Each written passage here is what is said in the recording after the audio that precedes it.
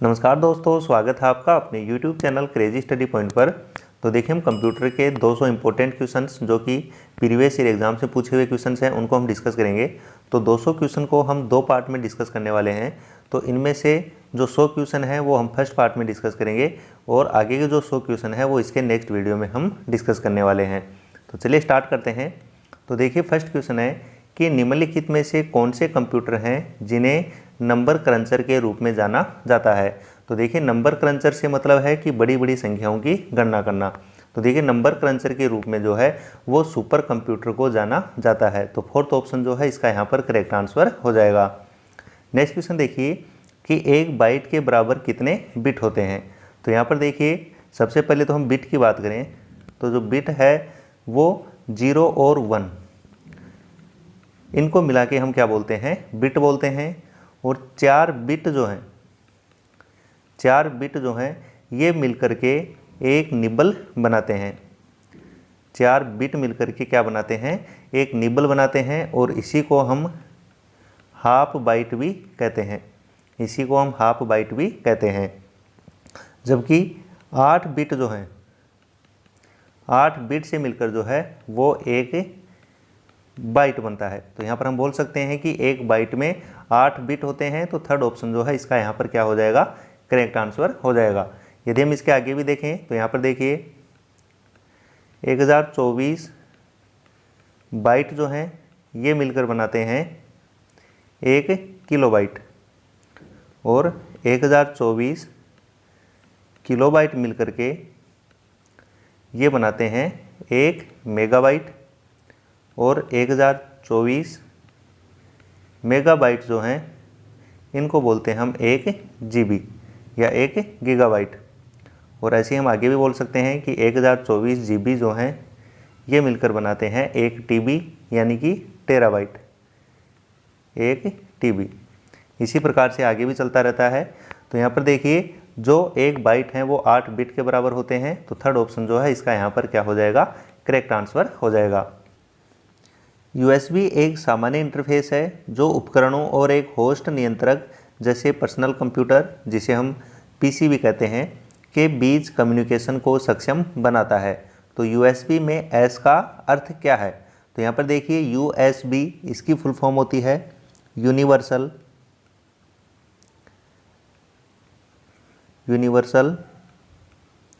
Serial बस, universal serial बस। तो यहाँ पर देखिए एस से क्या तात्पर्य है हमारा, तो एस से मतलब होता है सीरियल। तो थर्ड ऑप्शन जो है इसका यहाँ पर करेक्ट आंसर हो जाएगा।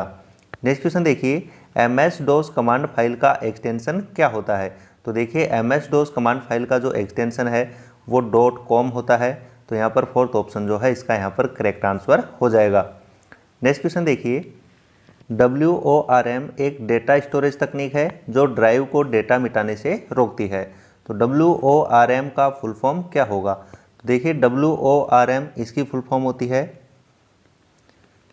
Right once read many. तो देखिए, इसका मतलब होता है कि इसमें हम डेटा को केवल एक बार लिख सकते हैं, लेकिन उसको बार बार पढ़ा जा सकता है, यानी कि डाटा लिखने के बाद में उसको मिटाया नहीं जा सकता। तो यहाँ पर देखिए क्या हो जाएगी इसकी full form, write once read many. तो फिफ्थ ऑप्शन जो है इसका यहाँ पर करेक्ट आंसर हो जाएगा। नेक्स्ट क्वेश्चन देखिए, निम्नलिखित में से कौन सा सॉफ्टवेयर एप्लीकेशन संख्यात्मक और सांख्यिकीय गणना करने के लिए सबसे उपयुक्त होगा। तो देखिए, संख्यात्मक और सांख्यिकीय गणना के लिए जो एप्लीकेशन सॉफ्टवेयर होता है वो स्प्रेडशीट होता है। तो सेकंड ऑप्शन जो है इसका यहाँ पर राइट आंसर हो जाएगा। नेक्स्ट क्वेश्चन देखिए कि निम्नलिखित में से कौन एक इनपुट डिवाइस नहीं है। तो देखिए, light pen, track ball, microphone, keyboard ये सभी इनपुट डिवाइसेस हैं, लेकिन जो प्लॉटर है ये एक आउटपुट डिवाइस होता है। तो सेकंड ऑप्शन जो है इसका यहाँ पर क्या हो जाएगा, करेक्ट आंसर हो जाएगा। नेक्स्ट क्वेश्चन देखिए, निम्नलिखित में से कौन सी तकनीक तीसरी पीढ़ी के कंप्यूटरों द्वारा उपयोग की जाती थी। तो देखिए, तीसरी पीढ़ी के कंप्यूटर में जो है वो IC चिप का यूज़ किया गया था, जिसकी फुल फॉर्म होती है इंटीग्रेटेड सर्किट या एकीकृत सर्किट या परिपथ। तो सेकंड ऑप्शन जो है इसका यहाँ पर करेक्ट आंसर हो जाएगा कि एकीकृत सर्किट, जिसको हम शॉर्ट में IC बोलते हैं, जिसकी फुल फॉर्म होती है इंटीग्रेटेड सर्किट, इसका उपयोग जो है वो तीसरी पीढ़ी के कंप्यूटर से स्टार्ट हुआ था, जबकि जो ट्रांजिस्टर है इसका जो प्रयोग है वो दूसरी पीढ़ी के कंप्यूटर में किया गया था, और जो वैक्यूम ट्यूब है इसका जो यूज है वो फर्स्ट पीढ़ी के कंप्यूटर में हुआ था। नेक्स्ट क्वेश्चन देखिए, निम्नलिखित में से कौन सा एक सही पदानुक्रम है? तो यहाँ पर देखिए byte, KB, MB, GB, TB, XB, PB, ZB और वाईबी, इनका जो है इनको सही क्रम में लगाना है। तो इनमें से देखिए सबसे छोटी जो मेमोरी यूनिट होती है वो कौन सी है? बाइट है। बाइट से बड़ी केबी, केबी से बड़ा होता है एमबी, एमबी से बड़ा होता है जीबी गीगाबाइट, जीबी से बड़ा होता है टीबी टेराबाइट, टीबी से बड़ा होता है पीबी पेटाबाइट, और पीबी से बड़ा होता है एक्सबी, एक्सबी से बड़ा होता है जेडबी, और जेडबी से बड़ा होता है वाईबी योटाबाइट। जेडबी का मतलब जेटाबाइट और एक्सबी का मतलब होता है एक्जाबाइट, एक्जाबाइट। तो ये भी आपको ध्यान रखना है कि एक्सबी का मतलब क्या होता है? एक्जाबाइट होता है, जिसको ईबी के द्वारा भी लिखा जाता है। तो यहाँ पर देखिए सही क्रम हो जाएगा बाइट, केबी, एमबी, जीबी, उससे बड़ी टीबी, फिर पीबी, फिर एक्सबी, फिर जेडबी और फिर वाईबी। तो देखिए सेकंड ऑप्शन जो है इसका यहाँ पर क्या होगा? करेक्ट आंसर हो जाएगा। नेक्स्ट क्वेश्चन देखिए कि निम्नलिखित में से कौन सी भाषा नियमित अंग्रेजी की तरह पढ़ी जा सकती है? तो जो कोबोल भाषा है उसको नियमित अंग्रेजी की तरह पढ़ा जा सकता है, तो सेकंड ऑप्शन जो है करेक्ट आंसर हो जाएगा। नेक्स्ट क्वेश्चन देखिए, निम्नलिखित में से कौन सा सॉफ्टवेयर एप्लीकेशन संख्यात्मक और सांख्यिकीय गणना के लिए सबसे उपयुक्त होगा? तो देखिए क्वेश्चन रिपीट हुआ है, अभी हमने डिस्कस किया था, तो सेकंड ऑप्शन जो है इसका यहाँ पर करेक्ट आंसर हो जाएगा स्प्रेडशीट। नेक्स्ट देखिए, मशीनी भाषा के संदर्भ में निम्नलिखित में से कौन सा कथन सही नहीं है? तो देखिए हमें क्या बताना है कि कौन सा स्टेटमेंट जो है वो करेक्ट नहीं है, ये हमें यहाँ पर बताना है। तो देखिए it consists of only binary digits और बिट्स, तो बिल्कुल सही है कि मशीनी भाषा में केवल बाइनरी डिजिट्स होती हैं 0 और 1, इसका ही केवल इस्तेमाल होता है, तो ये तो बिल्कुल सही है। अगला देखिए, it can not be directly understood by the computer and need a translator program. तो ये कह रहा है कि ये जो मशीनी भाषा है इसको कंप्यूटर जो है वो डायरेक्ट नहीं समझ सकता, और इसको समझने के लिए उसे एक ट्रांसलेटर प्रोग्राम की ज़रूरत होती है, तो ये यहाँ पर सही नहीं है। जो मशीनी भाषा है उसको कंप्यूटर जो है वो डायरेक्ट समझ सकता है, कंप्यूटर जो है वो केवल मशीनी भाषा को ही समझता है, तो ये यहाँ पर क्या है? सही नहीं है, यही हमें बताना है। तो सेकंड ऑप्शन जो है इसका यहाँ पर क्या हो जाएगा? करेक्ट आंसर हो जाएगा। यदि देखिए थर्ड ऑप्शन की बात करें, it is also called the machine code, तो ये भी बिल्कुल सही है, जो मशीनी भाषा है उसको मशीन कोड के नाम से भी जानते हैं। नेक्स्ट देखिए, debugging is an issue attach to it, तो ये भी बिल्कुल सही है। तो हमें बताना था कि कौन सा कथन सही नहीं है, तो सेकंड ऑप्शन जो है इसका यहाँ पर क्या हो जाएगा? करेक्ट आंसर हो जाएगा। जब किसी भी डॉक्यूमेंट का टेक्स्ट किसी नए पृष्ठ पर जाता है तो इसे किस नाम से जाना जाता है? तो देखिए इसको हम पेज ब्रेक के नाम से जानते हैं, तो सेकंड ऑप्शन जो है इसका यहाँ पर करेक्ट आंसर हो जाएगा। नेक्स्ट क्वेश्चन देखिए कि निम्नलिखित में से किसे इंटरनेट के जनक के रूप में जाना जाता है? तो देखिए इंटरनेट के जनक के रूप में जो है वो विंट सेर्फ को जाना जाता है, तो फिफ्थ ऑप्शन जो है इसका यहाँ पर क्या हो जाएगा? करेक्ट आंसर हो जाएगा। नेक्स्ट क्वेश्चन देखिए, निम्नलिखित में से किस टोपोलॉजी में प्रत्येक डिवाइस के एक dedicated point two point link के माध्यम से नेटवर्क पर हर दूसरे डिवाइस से जुड़ा होता है? तो यहाँ पर देखिए प्रत्येक जो कंप्यूटर है वो बचे हुए सभी कंप्यूटर से आपस में जुड़ा होता है, ये जो टोपोलॉजी होती है ये मेश टोपोलॉजी होती है, तो सेकंड ऑप्शन जो है इसका यहाँ पर करेक्ट आंसर हो जाएगा। मेश टोपोलॉजी में क्या होता है कि जैसे मान लो कि हमारे पास 4 कंप्यूटर हैं, यदि हमारे पास टोटल 4 कंप्यूटर हैं, तो यदि इनको मेश टोपोलॉजी में यदि हमें जोड़ना है तो इनमें से हर कंप्यूटर जो है वो बाकी सभी से जुड़ा हुआ होगा। जैसे ये वाला कंप्यूटर इससे भी जुड़ा होगा, इससे भी जुड़ा होगा और इससे भी जुड़ा हुआ होगा। ऐसे यदि हम इसकी बात करें तो देखिए इससे जुड़ा हुआ है तो ये इससे भी जुड़ा हुआ होगा और इससे भी जुड़ा हुआ होगा। ऐसे यदि हम इसकी बात करें तो देखिए इन 2 से जुड़ा हुआ है तो ये इससे भी जुड़ा हुआ होगा। तो इस प्रकार से इनमें से जो प्रत्येक कंप्यूटर होगा वो बाकी बचे हुए सभी से जुड़ा हुआ होता है। तो देखिए ये भी बाकी तीनों से जुड़ा हुआ है, ये भी बाकी तीनों से जुड़ा हुआ है, ये वाला भी बाकी 3 से जुड़ा है, ये भी बाकी 3 से जुड़ा हुआ है। तो इस टोपोलॉजी को हम मेश टोपोलॉजी के नाम से जानते हैं। जबकि बस टोपोलॉजी में क्या होता है? बस टोपोलॉजी में एक सिंपल वायर होता है जिससे सभी कंप्यूटर जुड़े होते हैं। इस प्रकार से ये जो टोपोलॉजी होती है, ये कौन सी टोपोलॉजी होती है? ये बस टोपोलॉजी के नाम से इसको जानते हैं। जबकि रिंग टोपोलॉजी में क्या होता है कि जैसे मान लो रिंग टोपोलॉजी में क्या होता है, रिंग टोपोलॉजी में जैसे मान लो कि हमारे पास ये 4 कंप्यूटर हों, यदि ये 4 कंप्यूटर हैं, तो यदि रिंग टोपोलॉजी में कैसे जुड़ेंगे, तो ये एक सर्किल इस टाइप से बनाते हैं कि प्रत्येक जो कंप्यूटर है वो अपने आजू बाजू वाले कंप्यूटर से क्या होता है, जुड़ा होता है। इस टोपोलॉजी को हम रिंग टोपोलॉजी के नाम से जानते हैं। जबकि स्टार टोपोलॉजी जो है उसके अंतर्गत क्या होता है कि इसमें एक होस्ट कंप्यूटर होता है और बाकी जैसे मान लो कि हमारे पास 4 कंप्यूटर और हैं दूसरे, तो ये जो सभी चारों कंप्यूटर हैं जो इनका होस्ट कंप्यूटर होता है, इससे ये सभी क्या होते हैं, कनेक्टेड होते हैं। तो इस टोपोलॉजी को हम स्टार टोपोलॉजी के नाम से जानते हैं। जबकि हाइब्रिड टोपोलॉजी में क्या होता है, जो हाइब्रिड टोपोलॉजी होता है इसमें एक से ज़्यादा टोपोलॉजी को जोड़ा जाता है कि जैसे मान लो स्टार टोपोलॉजी और मेश टोपोलॉजी, इन दोनों का यदि मिश्रण होगा तो फिर वो हाइब्रिड टोपोलॉजी के नाम से उसको जानते हैं। तो यहाँ पर इसका कौन सा ऑप्शन करेक्ट होगा, तो सेकंड ऑप्शन करेक्ट होगा, मेश टोपोलॉजी, जिसके अंतर्गत जो कंप्यूटर हैं वो एक दूसरे से क्या होते हैं, कनेक्टेड होते हैं। नेक्स्ट क्वेश्चन देखिए, निम्नलिखित में से कौन इंटरनेट से डाउनलोड किए गए ईमेल या मुफ्त प्रोग्राम के माध्यम से कंप्यूटर में प्रवेश करते हैं और बहुत नुकसान पहुंचाते हैं?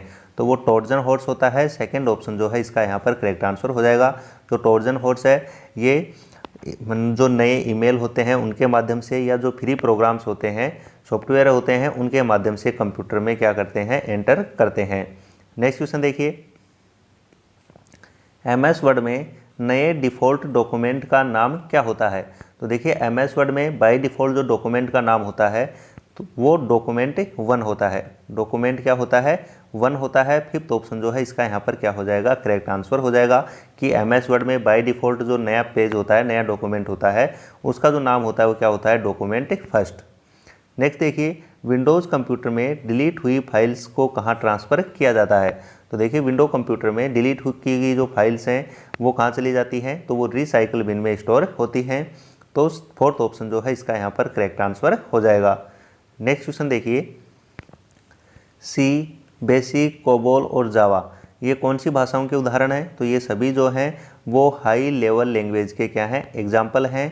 तो थर्ड ऑप्शन जो है इसका यहाँ पर करेक्ट आंसर हो जाएगा। नेक्स्ट क्वेश्चन देखिए कि कंपाइलर द्वारा बताई जाने वाली एरर है। तो देखिए कंपाइलर द्वारा बताई जाने वाली एरर है उसको सिंटैक्स एरर के नाम से हम जानते हैं। तो फोर्थ ऑप्शन जो है इसका यहाँ पर करेक्ट आंसर होगा। नेक्स्ट क्वेश्चन देखिए, पहला कंप्यूटर माउस किसके द्वारा बनाया गया था? तो देखिए पहला कंप्यूटर माउस जो है वो डगलस एंगलबर्ट के द्वारा बनाया गया था। तो फिफ्थ ऑप्शन जो है इसका यहाँ पर करेक्ट आंसर हो जाएगा।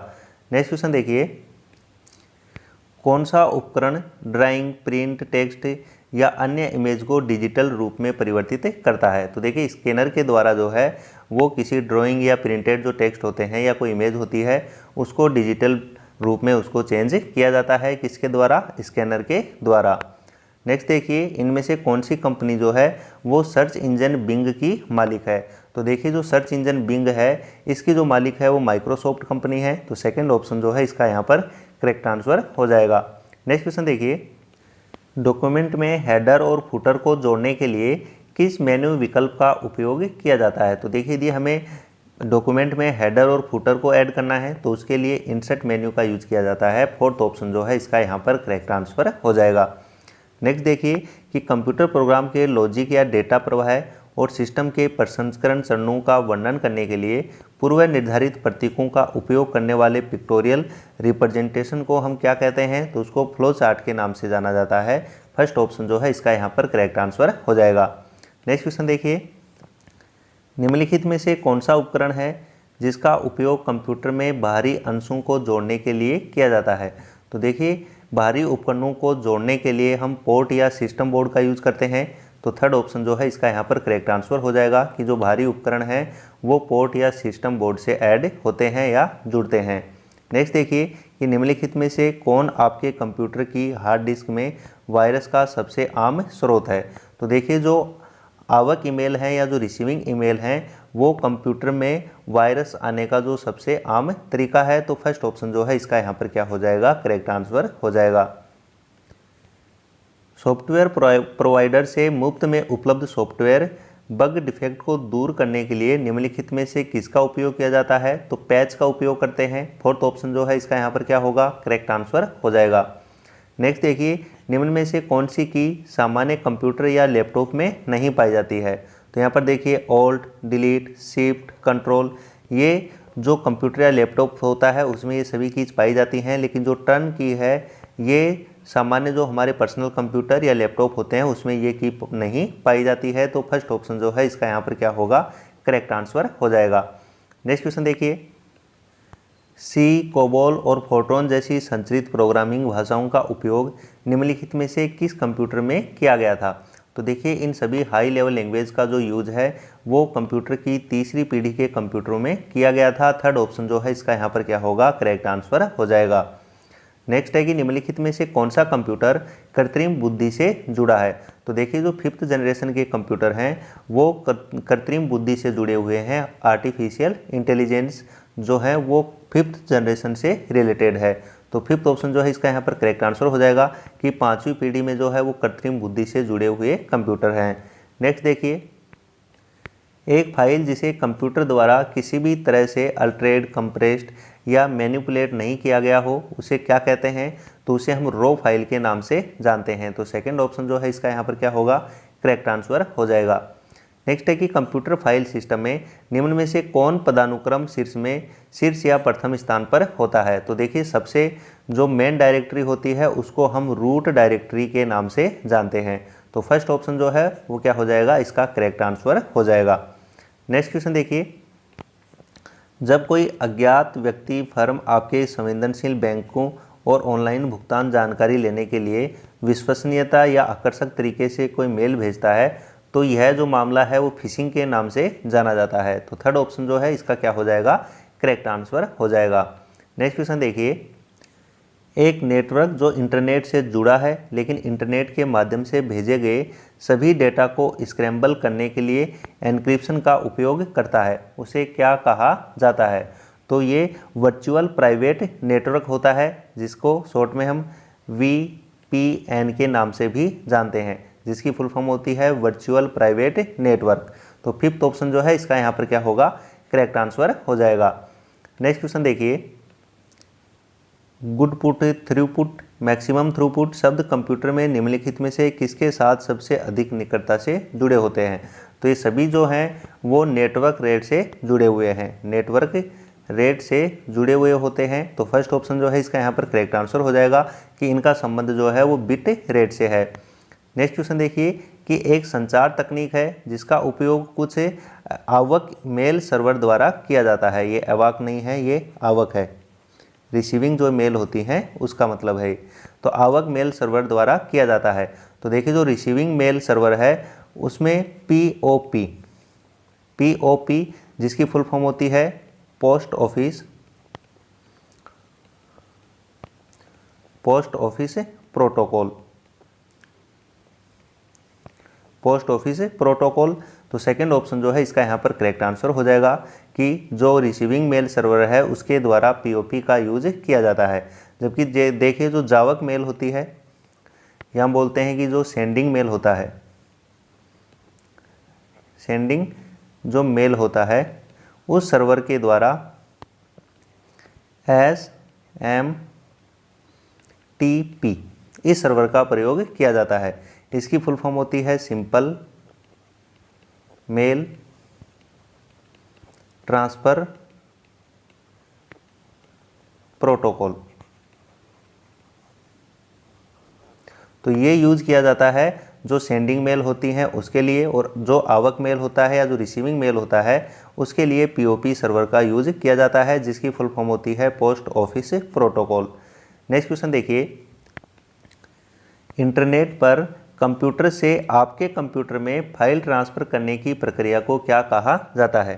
तो देखिए इंटरनेट के माध्यम से किसी कंप्यूटर से दूसरे कंप्यूटर में हमें फाइल को ट्रांसफ़र करना है तो इस प्रोसेस को हम FTP के नाम से जानते हैं। तो थर्ड ऑप्शन जो है इसका यहाँ पर क्या होगा, करेक्ट ट्रांसफ़र हो जाएगा, जिसकी फुल फॉर्म होती है फाइल ट्रांसफ़र प्रोटोकॉल। तो देखिए किसी दूसरे कंप्यूटर से हमें इंटरनेट के माध्यम से अपने कंप्यूटर में कोई फाइल ट्रांसफ़र करनी है तो उसे हम फाइल ट्रांसफ़र प्रोटोकॉल के नाम से जानते हैं। और डायरेक्ट यदि इंटरनेट से हम कंप्यूटर में कोई फाइल ट्रांसफ़र करते हैं तो उसको हम डाउनलोडिंग के नाम से जानते हैं। उस प्रोसेस को हम क्या बोलते हैं, डाउनलोडिंग बोलते हैं, यदि इंटरनेट के माध्यम से हम कंप्यूटर में कोई फाइल को डालते हैं। जबकि किसी दूसरे कंप्यूटर से हम कंप्यूटर में फाइल ट्रांसफ़र कर रहे हैं तो इस प्रोसेस को हम फाइल ट्रांसफ़र प्रोटोकॉल के नाम से जानते हैं।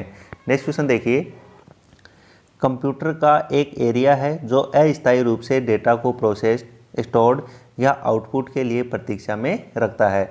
तो कौन सा एरिया होता है, मेमोरी होता है। फोर्थ ऑप्शन जो है इसका यहाँ पर करेक्ट आंसर हो जाएगा कि जो मेमोरी है वो कंप्यूटर का एक एरिया है जो अस्थायी रूप से डेटा को प्रोसेस्ड, स्टोर्ड या आउटपुट के लिए प्रतीक्षा में रखता है। और एक बात और भी ध्यान में रखनी है आपको कि कोई भी जो डेटा होता है वो प्रोसेसिंग से पहले किस में स्टोर होता है, तो वो रैम में स्टोर होता है। किस में स्टोर होता है, रैम में स्टोर होता है।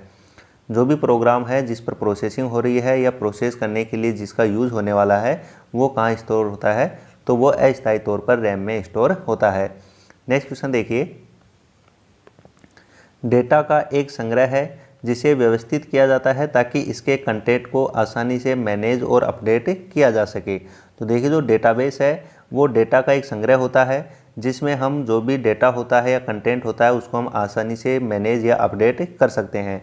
तो थर्ड ऑप्शन जो है इसका यहाँ पर क्या होगा, करेक्ट आंसर हो जाएगा।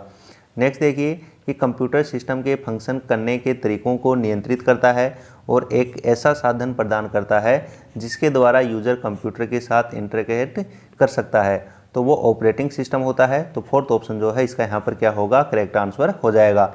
ऑपरेटिंग सिस्टम के द्वारा ही हम कंप्यूटर को ऑपरेट करने में सक्षम होते हैं। बिना ऑपरेटिंग सिस्टम के जो कंप्यूटर है वो काम कर ही नहीं सकता है। जो यूज़र है वो कंप्यूटर के साथ ऑपरेटिंग सिस्टम के द्वारा ही इंटरेक्ट कर सकता है।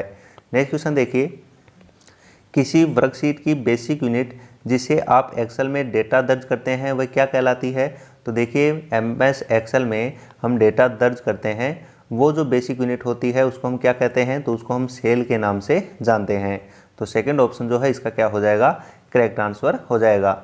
नेक्स्ट क्वेश्चन देखिए, एक पेशेवर रूप से डिजाइन किया गया एम्प्टी डॉक्यूमेंट होता है जिसे यूजर की आवश्यकताओं के अनुकूल बनाया जाता है, तो वो टेम्पलेट के नाम से जाने जाते हैं। थर्ड ऑप्शन जो है इसका यहाँ पर करेक्ट आंसर हो जाएगा। नेक्स्ट देखिए, पर्सनल बैकअप के बजाय पर्सनल गेन के लिए उपयोग किए जाने वाले सॉफ्टवेयर को अनधिकृत प्रतिलिपि को क्या कहा जाता है। तो देखिए कोई भी यदि प्रोग्राम है उसके बिना किसी राइट्स के हम उसकी डुप्लीकेट कॉपी या अनधिकृत जो प्रतिलिपि होती है उसको यदि हम बनाते हैं तो उसको हम सॉफ्टवेयर पायरेसी के नाम से जानते हैं। किसके नाम से जानते हैं, सॉफ्टवेयर पायरेसी के नाम से इसको जाना जाता है। तो थर्ड ऑप्शन जो है इसका यहाँ पर क्या हो जाएगा, करेक्ट आंसर हो जाएगा। नेक्स्ट क्वेश्चन देखिए, जब आप पीसी पर किसी डॉक्यूमेंट पर काम कर रहे होते हैं तो डॉक्यूमेंट को अस्थायी रूप से कहाँ संग्रहित किया जाता है। तो देखिए अभी हमने डिस्कस किया था कि यदि हम किसी डॉक्यूमेंट पर काम कर रहे हैं तो वो डॉक्यूमेंट जो है अस्थायी रूप से कहाँ स्टोर होता है, तो वो अस्थायी तौर पर रैम में स्टोर रहता है। तो फर्स्ट ऑप्शन जो है इसका यहाँ पर क्या हो जाएगा, करेक्ट आंसर हो जाएगा। वेब पेजों का संग्रह है, तो देखिए वेब पेजों का संग्रह कौन होता है, तो देखिए जो वेबसाइट होती है वो वेब पेजों का संग्रह होता है। और पहला पेज जिसे हम वेबसाइट ओपन होने पर देखते हैं, तो जो पहला पेज होता है उसको होम पेज के नाम से हम जानते हैं, होम पेज के नाम से जानते हैं। तो यहाँ पर देखिए वेबसाइट और होम पेज, तो सेकंड ऑप्शन जो है इसका यहाँ पर क्या होगा, करेक्ट आंसर हो जाएगा। नेक्स्ट क्वेश्चन देखिए, कंप्यूटर की पहली पीढ़ी में उन्होंने का उपयोग किया। तो देखिए कंप्यूटर की पहली पीढ़ी में जो है वो बैच प्रोसेसिंग का उपयोग किया गया। तो फर्स्ट ऑप्शन जो है इसका यहाँ पर क्या होगा, करेक्ट आंसर हो जाएगा। नेक्स्ट क्वेश्चन देखिए कि निम्न में से कौन यूटिलिटी सॉफ्टवेयर का उदाहरण नहीं है। तो देखिए backup software, antivirus software, disk tool का मतलब जैसे कि डिस्क ड्राइवर है, ये सभी, तो ये सभी जो है वो यूटिलिटी सॉफ्टवेयर के एग्जांपल्स हैं। लेकिन जो मीडिया प्लेयर है ये यूटिलिटी सॉफ्टवेयर का एग्जांपल नहीं है। जो मीडिया प्लेयर्स होती हैं ये एप्लीकेशन सॉफ्टवेयर के अंतर्गत आते हैं, एप्लीकेशन सॉफ्टवेयर के अंतर्गत आते हैं। तो फोर्थ ऑप्शन जो है इसका यहाँ पर करेक्ट आंसर हो जाएगा कि यूटिलिटी सॉफ्टवेयर के अंतर्गत मीडिया प्लेयर इनमें से नहीं आता है। नेक्स्ट क्वेश्चन देखिए, डेटा को डॉक्यूमेंट के एक भाग से दूसरे भाग में ले जाने के लिए निम्नलिखित में से किसका उपयोग किया जाता है। तो देखिए किसी डेटा को एक स्थान से दूसरे स्थान पर यदि हमें ले जाना है तो उसको हम कट और पेस्ट के द्वारा ले जाते हैं। फिफ्थ ऑप्शन जो है इसका यहाँ पर क्या हो जाएगा, करेक्ट आंसर हो जाएगा। नेक्स्ट देखिए कि कंप्यूटर की गति को किसमें परिभाषित किया जाता है। तो देखिए कंप्यूटर की जो स्पीड होती है उसको क्लॉक स्पीड के द्वारा, क्लॉक स्पीड से क्या परिभाषित किया जाता है। तो फर्स्ट ऑप्शन जो है इसका यहाँ पर क्या हो जाएगा, करेक्ट आंसर हो जाएगा।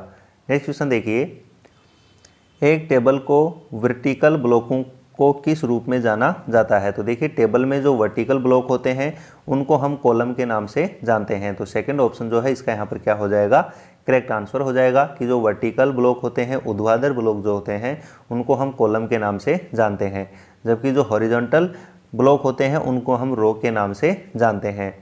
नेक्स्ट क्वेश्चन देखिए, GUID एक 128 बिट यानी कि 16 बाइट की संख्या है जिसका उपयोग सॉफ्टवेयर प्रोग्राम द्वारा डेटा ऑब्जेक्ट के स्थान की विशिष्ट रूप से पहचान करने के लिए किया जाता है। तो इसका सही फुल फॉर्म क्या है। तो देखिए GUID इसकी फुल फॉर्म होती है ग्लोबली यूनिक आइडेंटिफायर। तो सेकंड ऑप्शन जो है इसका यहाँ पर करेक्ट आंसर हो जाएगा, globally unique identifier. Next question देखिए, निम्नलिखित में से कौन सा चैट प्रोग्राम है जो यूज़र को वास्तविक समय में कम्युनिकेट करने देता है। तो देखिए जितने भी इंस्टेंट मैसेजिंग जो ऐप हैं वो यूज़र को वास्तविक समय में कम्युनिकेट करने के लिए होती हैं। तो फोर्थ ऑप्शन जो है इसका यहाँ पर करेक्ट आंसर हो जाएगा। जैसे व्हाट्सएप है वो भी इंस्टेंट मैसेजिंग का क्या है, एग्जाम्पल होता है। नेक्स्ट क्वेश्चन देखिए, कंप्यूटर के नॉर्मल फंक्शन को बाधित करने वाले सॉफ्टवेयर को क्या कहा जाता है। तो उनको हम मेलवेयर के नाम से जानते हैं। फर्स्ट ऑप्शन जो है इसका यहाँ पर क्या हो जाएगा, करेक्ट आंसर हो जाएगा। नेक्स्ट देखिए, यदि कंप्यूटर अन्य कंप्यूटरों से कनेक्ट करने में सक्षम नहीं है तो इसे क्या कहा जाता है। तो इसको हम ऑफलाइन के नाम से जानते हैं। सेकंड ऑप्शन जो है इसका यहाँ पर क्या हो जाएगा, करेक्ट आंसर हो जाएगा। नेक्स्ट देखिए, निम्नलिखित में से कौन रिमोट कंप्यूटिंग से संबंधित है। तो देखिए रिमोट कंप्यूटिंग से मतलब है कि कहीं दूर बैठे हम कंप्यूटर पे जो फाइल हैं उनको हम एक्सेस कर सकें, तो उसको हम रिमोट कंप्यूटिंग के नाम से जानते हैं। तो इससे जो संबंधित है वो कौन है, तो वो टेलनेट है। तो फर्स्ट ऑप्शन जो है इसका यहाँ पर क्या हो जाएगा, करेक्ट आंसर हो जाएगा। नेक्स्ट देखिए, अगर आप अपनी स्लाइड में चार्ट को इंसर्ट करना चाहते हैं तो आपको करना होगा। तो यदि हम अपनी स्लाइड में चार्ट को इंसर्ट करना चाहते हैं तो हमें इंसर्ट मेन्यू में जाना होगा। थर्ड ऑप्शन जो है इसका यहाँ पर करेक्ट आंसर हो जाएगा। नेक्स्ट देखिए, एक इंटरनेट सर्विस प्रोवाइडर उपलब्ध संसाधनों को मल्टीमीडिया इंटरफेस प्रदान करता है, उसे क्या कहा जाता है। तो उसे हम वर्ल्ड वाइड वेब, जिसे हम शॉर्ट में WWW के नाम से जानते हैं। फोर्थ ऑप्शन जो है इसका यहाँ पर करेक्ट आंसर हो जाएगा। नेक्स्ट देखिए, निम्नलिखित में से किसे कंप्यूटर में सेमीकंडक्टर मेमोरी के रूप में जाना जाता है। तो देखिए जो रैम है उसको सेमीकंडक्टर मेमोरी के रूप में जाना जाता है। थर्ड ऑप्शन जो है इसका यहाँ पर करेक्ट आंसर हो जाएगा। नेक्स्ट देखिए, टास्क को एग्जीक्यूट करने के लिए चरण दर चरण यानी कि स्टेप बाय स्टेप प्रक्रिया को किस रूप में जाना जाता है। तो इसको एल्गोरिथम के नाम से जानते हैं। सेकेंड ऑप्शन जो है इसका यहाँ पर करेक्ट आंसर हो जाएगा। नेक्स्ट क्वेश्चन देखिए, निम्नलिखित में से कौन सा नेटवर्क फोन लाइनों पर अत्यधिक विश्वसनीय है। तो देखिए फोन लाइनों के लिए बड़े नेटवर्क की आवश्यकता होती है। तो थर्ड ऑप्शन जो है इसका यहाँ पर करेक्ट आंसर हो जाएगा। इसके लिए हमें वैन की आवश्यकता होगी।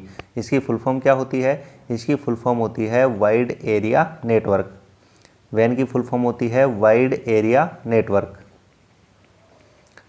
इसके अलावा देखिए जो एरिया नेटवर्क हैं वो तीन प्रकार के होते हैं। एक होता है लैन, मैन और वैन। जो लैन है इसकी फुल फॉर्म होती है local area network, local area network. इसका जो यूज है वो एक कैंपस में इसका यूज़ किया जाता है। जैसे कोई कंपनी के ऑफिस हैं या कोई स्कूल है, कोई लैब है, तो वहाँ पर इसका यूज़ किया जाता है। दूसरा जो होता है वो होता है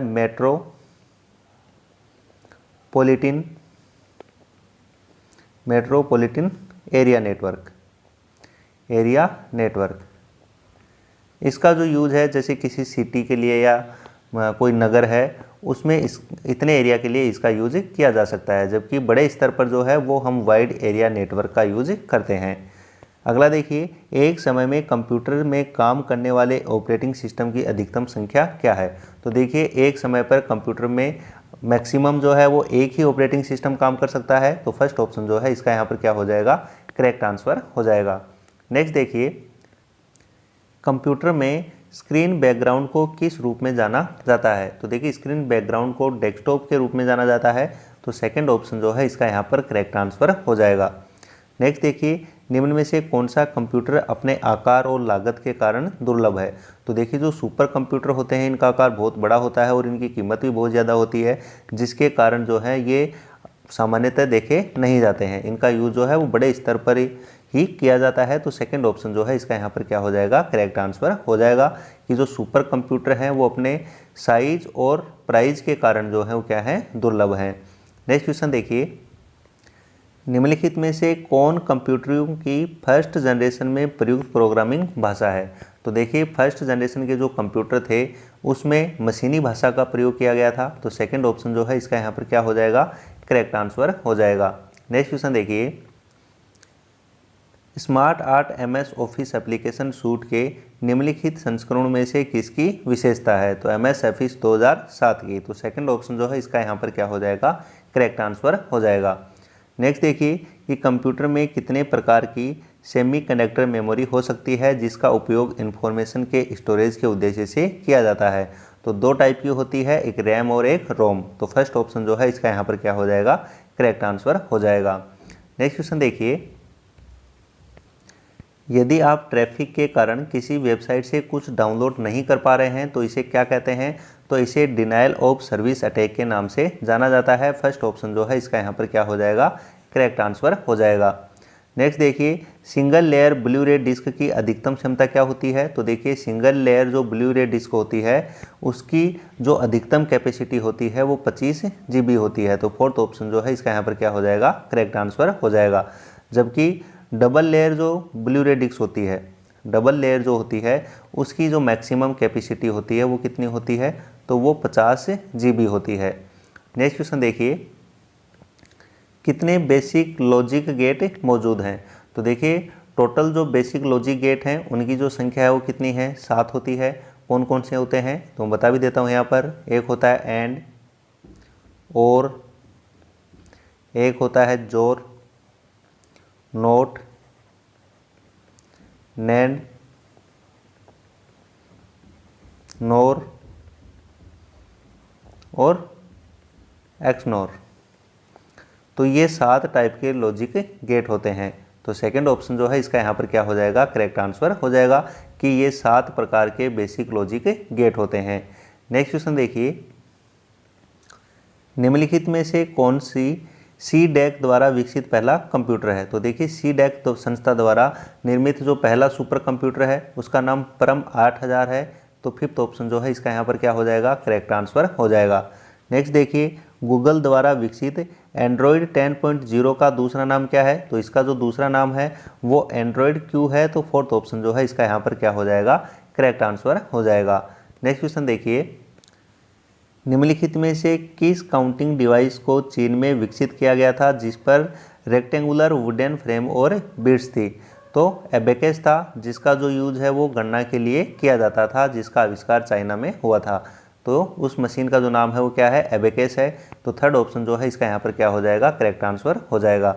नेक्स्ट देखिए कि निम्नलिखित में से कौन सा प्रिंटर कागज़ पर इमेज को छापने के लिए सॉलिड इंक को पिघलाकर कार्य करता है। तो वो non impact printer, non impact printer, solid ink printer, LED printer या प्लॉटर। तो इनमें से कौन सा प्रिंटर होता है, सॉलिड इंक प्रिंटर होता है, तो थर्ड ऑप्शन जो है इसका यहाँ पर क्या हो जाएगा, करेक्ट आंसर हो जाएगा।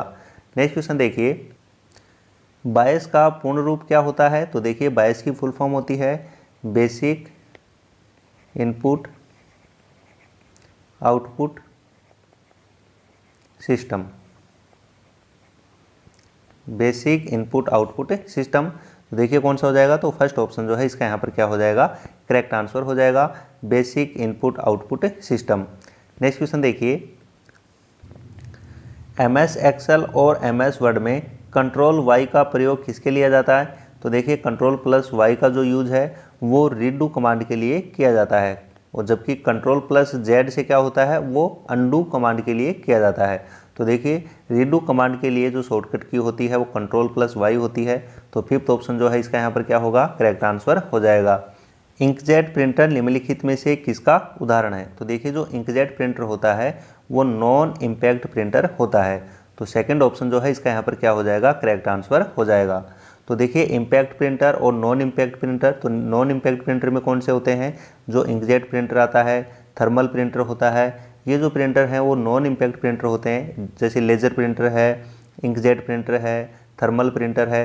तो ये नॉन इम्पैक्ट टाइप के प्रिंटर होते हैं। जबकि इम्पैक्ट प्रिंटर में कौन से होते हैं, तो ड्रम प्रिंटर, चैन प्रिंटर, इसके अलावा डेजी व्हील प्रिंटर, ये जो सभी हैं वो इम्पैक्ट प्रिंटर होते हैं। टाइप करते वक्त यदि ठोकने की आवाज़ आती है तो वो इम्पैक्ट प्रिंटर होते हैं, और ये आवाज़ नहीं आती है तो उनको हम नॉन इम्पैक्ट प्रिंटर के नाम से जानते हैं। नेक्स्ट क्वेश्चन देखिए, निम्नलिखित में से कौन मेन मेमोरी से अक्सर यूज्ड इन्फॉर्मेशन का डेटा स्टोर करती है। तो जो कैश मेमोरी है वो मेन मेमोरी से जो यूज इन्फॉर्मेशन होती है उस डेटा को स्टोर करती है कैश मेमोरी। जो कैश मेमोरी है वो CPU और जो मेन मेमोरी होती है रैम, इनके बीच में बफर का कार्य भी करती है। तो फोर्थ ऑप्शन जो है इसका यहाँ पर क्या हो जाएगा, करेक्ट आंसर हो जाएगा। स्कूल लेबोरेटरी में प्रयोग किया जाने वाला नेटवर्क है। तो देखिए अभी थोड़ी देर पहले हमने सभी जो नेटवर्क्स हैं उनके बारे में डिस्कस किया था। तो एक पर्टिकुलर बिल्डिंग के लिए हम लोकल एरिया नेटवर्क का यूज करते हैं। लोकल एरिया नेटवर्क यानी कि लैन का यूज किया जाता है। तो थर्ड ऑप्शन जो है इसका यहाँ पर क्या हो जाएगा, करेक्ट आंसर हो जाएगा। नेक्स्ट क्वेश्चन देखिए, यदि आप चाहते हैं कि आपका कंप्यूटर उस स्तर पर शुरू हो जिस स्तर में इसे बंद किया गया था, तो आपको क्या दर्ज करना होगा। तो इस मोड को हम हाइबरनेट मोड के नाम से जानते हैं। तो थर्ड ऑप्शन जो है इसका यहाँ पर क्या हो जाएगा, करेक्ट आंसर हो जाएगा। तो देखिए जो हाइबरनेट मोड है ये स्लीप मोड की तरह ही होता है, स्लीप मोड की तरह ही होता है। दोनों में डिफरेंस क्या होता है, तो देखिए स्लीप मोड में जो है वो केवल स्क्रीन ऑफ होती है, जो कंप्यूटर या लैपटॉप होता है वो फिर भी पावर कंज्यूम करता रहता है। जबकि हाइबरनेट मोड में जो है वो पावर बिल्कुल भी नहीं लेता है, मतलब पावर कंज्यूम नहीं करता है। और इसके अलावा देखिए जो स्लीप मोड पे जब हम लगाते हैं तो कंप्यूटर जब हम वापस ओपन करते हैं तो उसमें टाइम नहीं लगता है ओपन होने में, प्रोसेसिंग में। जबकि हाइबरनेट में थोड़ा सा टाइम लगता है। लेकिन हाइबरनेट मोड में जो है हमने जिस एप्लीकेशन को खोल रखा था वही एप्लीकेशन फिर से खुलेगी। इसके अलावा हाइबरनेट मोड में जो है वो कंप्यूटर पावर भी कंज्यूम नहीं करता है। तो इस मोड को हम हाइबरनेट मोड के नाम से जानते हैं। थर्ड ऑप्शन जो है इसका यहाँ पर क्या हो जाएगा, करेक्ट आंसर हो जाएगा। नेक्स्ट देखिए, कंप्यूटर के मामले में किस प्रकार का मेन्यू आगे उप विकल्प दिखाएगा। तो देखिए जो पुल डाउन मेन्यू होता है वो आगे भी उप विकल्प दिखाता है, या उससे जो रिलेटेड ऑप्शन होते हैं उनको दिखाता है पुल डाउन ऑप्शन। तो सेकंड ऑप्शन जो है इसका यहाँ पर क्या हो जाएगा, करेक्ट आंसर हो जाएगा। नेक्स्ट देखिए, आपके कंप्यूटर पर कौन सा प्रोग्राम है जो वास्तविक एप्लीकेशन के रूप में दिखाई देता है लेकिन वास्तव में एग्जीक्यूटेबल प्रोग्राम को नुकसान पहुंचाता है। तो ये ट्रोजन हॉर्स होता है। फर्स्ट ऑप्शन जो है इसका यहाँ पर क्या हो जाएगा, करेक्ट आंसर हो जाएगा। जो हमारे मोबाइल में जो रियल एप्लीकेशन होते हैं उनके जैसा दिखता है, लेकिन ये जो है वो हमारे प्रोग्राम को क्या करता है, नुकसान पहुँचाता है। नेक्स्ट देखिए, एक डेटाबेस में कौन सा फीचर निहित किसी भी रिकॉर्ड को सर्च करने की अनुमति देगा। तो क्वेरी होता है। सेकंड ऑप्शन जो है इसका यहाँ पर क्या हो जाएगा, करेक्ट आंसर हो जाएगा। नेक्स्ट देखिए, निम्नलिखित में से किसका उपयोग यह जांचने के लिए किया जाता है कि क्या वेबसाइट के यूज़र ने कंटेंट का उपयोग किया है, लेकिन यह आमतौर पर अदृश्य रूप से काम करता है। तो ये वेब बीकन होता है।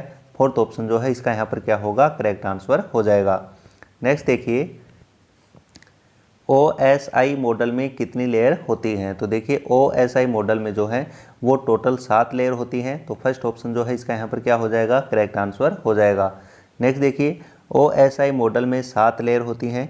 OSI में S क्या है। तो देखिए OSI इसकी फुल फॉर्म होती है ओपन सिस्टम और आई से होता है इंटरकनेक्शन। इंटरकनेक्शन। तो यहाँ से एस से क्या मतलब होता है, एस से मतलब होता है सिस्टम। थर्ड ऑप्शन जो है इसका यहाँ पर क्या हो जाएगा, करेक्ट आंसर हो जाएगा। नेक्स्ट देखिए, ऐसे कौन से प्रोग्राम हैं जो खुद को दोहरा सकते हैं और साथ ही इसमें जगह की खपत करके हार्ड ड्राइव को धीमा कर सकते हैं। तो ये कंप्यूटर वर्म्स होते हैं। तो फर्स्ट ऑप्शन जो है इसका यहाँ पर क्या हो जाएगा, करेक्ट आंसर हो जाएगा। नेक्स्ट देखिए, उस उपकरण का नाम बताइए जिसका उपयोग विभिन्न नेटवर्कों के बीच डेटा पैकेट को डायरेक्टिंग और डिस्पैचिंग के लिए उपयोग किया जाता है। तो इस उपकरण का जो नाम है वो राउटर होता है। थर्ड ऑप्शन जो है इसका यहाँ पर क्या हो जाएगा, करेक्ट आंसर हो जाएगा राउटर। नेक्स्ट क्वेश्चन देखिए, टेक्स्ट की मैनेजमेंट सिस्टम को क्या कहा जाता है जिसमें विभिन्न टेक्स्ट के बीच एसोसिएशन बनाकर संदर्भ दिए जाते हैं। तो उसको हाइपर टेक्स्ट के नाम से जानते हैं। सेकंड ऑप्शन जो है इसका यहाँ पर क्या हो जाएगा, करेक्ट आंसर हो जाएगा। नेक्स्ट क्वेश्चन देखिए, MS वर्ड में टेक्स्ट के नीचे ब्लू लाइन का अर्थ है। तो देखिए, जो व्याकरण की गलती होती है ये इंडिकेट होती है, जो हमारी हरी लाइन होती है, ग्रीन लाइन होती है, वो दर्शाती है व्याकरण की अशुद्धि को। जो वर्तनी त्रुटि होती है, स्पेलिंग मिस्टेक होती है, ये दर्शाई जाती है किसके द्वारा, रेड लाइन के द्वारा। जबकि जो ब्लू लाइन है ये दर्शाता है कि यदि हमने किसी शब्द को अलग संदर्भ में यूज किया है। जैसे एग्जाम्पल के लिए हम देखें कि लिखा हो there is house on the hill. तो यहाँ पर देयर के नीचे ब्लू लाइन हमें दिखाई देगी, क्योंकि यहाँ पर इस देयर का यूज नहीं, इस देयर का यूज किया जाएगा। There is house on the hill. तो यहाँ पर देखिए, जो देयर है इसका यहाँ पर अलग संदर्भ में यूज किया गया है, तो इसके नीचे हमें ब्लू लाइन दिखाई देगी। तो यहाँ पर इनमें से कोई भी ऑप्शन नहीं है, तो फोर्थ ऑप्शन जो है इसका यहाँ पर क्या हो जाएगा, करेक्ट आंसर हो जाएगा। इनमें से कोई नहीं। जो ब्लू लाइन होती है वो वर्ड के अलग संदर्भ में यूज गलत किया है यदि हमने, तो उसके लिए ब्लू लाइन हमें यहाँ पर दिखाई देती है। उस सॉफ्टवेयर का नाम बताइए जो कंप्यूटर सिस्टम में किसी भी हार्डवेयर तत्व को रन करने के लिए आवश्यक होता है। तो देखिए, यदि हमें कोई भी हार्डवेयर यदि अटैच करना है तो उसके लिए पहले उसमें ड्राइवर जो है वो इंस्टॉल हमें करना होता है। तो किसकी आवश्यकता होती है, हमें डिवाइस ड्राइवर जो है उसको इंस्टॉल करना होता है। सेकेंड ऑप्शन जो है इसका यहाँ पर क्या हो जाएगा, करेक्ट आंसर हो जाएगा। नेक्स्ट क्वेश्चन देखिए, कौन सी 5th generation high level language नहीं है। तो देखिए, फोर्ट्रॉन, C++, जावा, ये सभी जो हैं वो हाई लेवल लैंग्वेज हैं, लेकिन जो .NET है ये हाई लेवल लैंग्वेज का एग्जाम्पल नहीं है। तो 5th ऑप्शन जो है इसका यहाँ पर क्या हो जाएगा, करेक्ट आंसर हो जाएगा। नेक्स्ट देखिए, टेबल में निम्नलिखित में से कौन सा कॉलम या कॉलम का सेट है जो किसी अन्य डेटा को संदर्भित किए बिना किसी भी डेटाबेस रिकॉर्ड को विशिष्ट रूप से पहचान कर सकता है। तो कैंडिडेट की होती है। सेकंड ऑप्शन जो है इसका यहाँ पर क्या हो जाएगा, करेक्ट आंसर हो जाएगा। नेक्स्ट देखिए, मदरबोर्ड पर AGP स्लॉट कार्ड और मेमोरी के बीच सीधा संबंध प्रदान करता है। AGP के लिए A का क्या अर्थ है। तो यहाँ पर देखिए, AGP की फुल फॉर्म होती है एक्सीलरेटेड, G से होता है ग्राफिक्स और P से मतलब होता है पोर्ट। तो यहाँ पर देखिए, A का क्या अर्थ होता है, तो A का अर्थ होता है एक्सीलरेटेड। तो यहाँ पर फोर्थ ऑप्शन जो है इसका यहाँ पर क्या हो जाएगा, करेक्ट आंसर हो जाएगा। नेक्स्ट क्वेश्चन देखिए, फ्लैश मेमोरी एक electronic non volatile computer memory storage माध्यम है। निम्नलिखित में से कौन सा फ्लैश मेमोरी का उदाहरण है। तो देखिए, फ्लैश मेमोरी का एग्जाम्पल कौन है इनमें से, तो जो पेन ड्राइव है वो फ्लैश मेमोरी का एग्जाम्पल होता है। थर्ड ऑप्शन जो है इसका यहाँ पर क्या हो जाएगा, करेक्ट आंसर हो जाएगा। नेक्स्ट देखिए, किस प्रकार के नेटवर्क टोपोलॉजी में सभी नोड्स एक केबल के माध्यम से एक ही हब से जुड़े होते हैं। तो ये स्टार टोपोलॉजी में होता है। फिफ्थ ऑप्शन जो है इसका यहाँ पर क्या हो जाएगा, करेक्ट आंसर हो जाएगा। अभी थोड़ी देर पहले हमने सभी टोपोलॉजी के बारे में आपको बताया था। तो स्टार टोपोलॉजी में जो है वो एक होस्ट कंप्यूटर से है, सभी कंप्यूटर्स जो हैं क्या होते हैं, जुड़े हुए होते हैं। एक ही होस्ट कंप्यूटर से सभी जो कंप्यूटर्स हैं वो क्या होते हैं, जुड़े होते हैं। इस टोपोलॉजी को हम किस नाम से जानते हैं, इसको हम स्टार टोपोलॉजी के नाम से क्या होते हैं, जानते हैं। ये जो बीच में है ये होस्ट कंप्यूटर है और इससे जो बाकी सभी जो हैं वो सब कंप्यूटर जुड़े हुए हैं।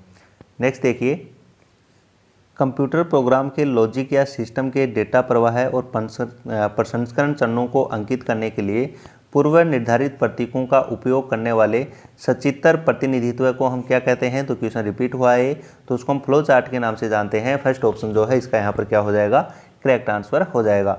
नेक्स्ट देखिए, OMR एक इलेक्ट्रॉनिक विधि है जो किसी डॉक्यूमेंट को स्कैन करती है और मार्क्ड फील्ड से डेटा को रीड करती है। OMR में M का क्या अर्थ होता है। तो देखिए OMR इसकी फुल फॉर्म होती है ऑप्टिकल मार्क